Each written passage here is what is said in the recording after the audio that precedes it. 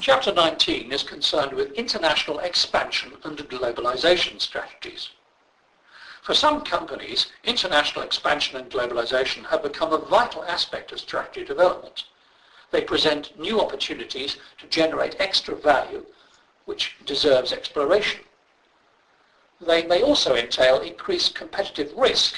International expansion may expose a company to new and sophisticated competitors. However, international strategy is not the same as global strategy, so the starting point is to explain the distinction between the two. It's important to distinguish between three types of international and global expansion.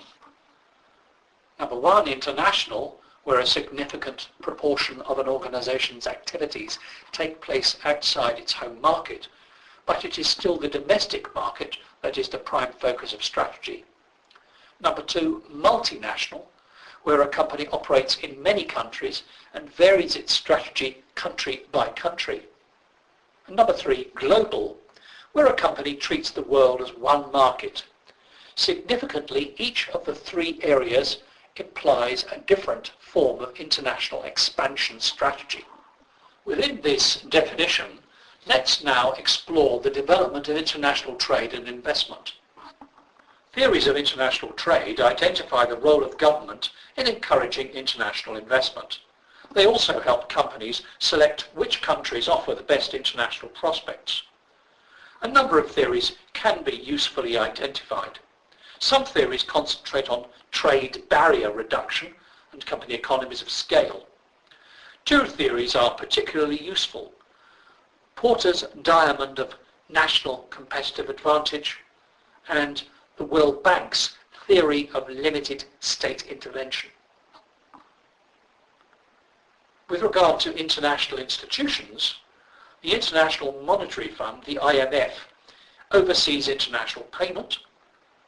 The World Bank provides long-term capital, and the World Trade Organization, the WTO, regulates trade activity and resolves trade disputes between nations. Now we turn to company international expansion and globalization strategy, and we look at three areas: the benefits and problems, the organizational structure, and the development routes and methods of entry. First, the benefits and problems. The case for a global strategy rests on two major elements. Resources may be more economically procured and manufactured on a global basis. In addition, customer demand may be essentially the same around the world, thus allowing the world to be treated as one market. The case for a strategy that is both global and local derives from the need to gain the benefits of a global market while responding to the needs of national market variations. Such variations may arise as a result of customer demand and conditions of usage. Also national governments, also different technical standards in different countries, and different national competitors. In practice, there is often a need to balance both global and local issues in strategy development. Turning next to organizational structures. Organizational structures for international expansion often start by establishing a separate division for international activities.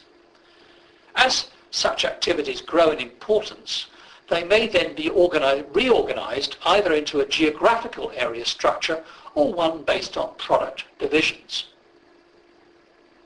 The transnational solution to international organization structure has been used by some companies. It involves dispersed and interdependent subsidiaries that are integrated into a worldwide operation. Organizational culture and past history are also important considerations here. The third area is development routes and methods of entry for international expansion. These will include joint ventures and alliances, and they represent, in essence, different degrees of closeness in international cooperation with the starting company. A joint venture between a multinational and a local company can provide rapid market access and local market involvement. However, the differing objectives of the two partners may lead to problems. Strategic business alliances cover relationships that do not involve cross-shareholding. Benefits include cost savings and market access, but the nature of the linkage is essentially weak and it may not survive in the long term.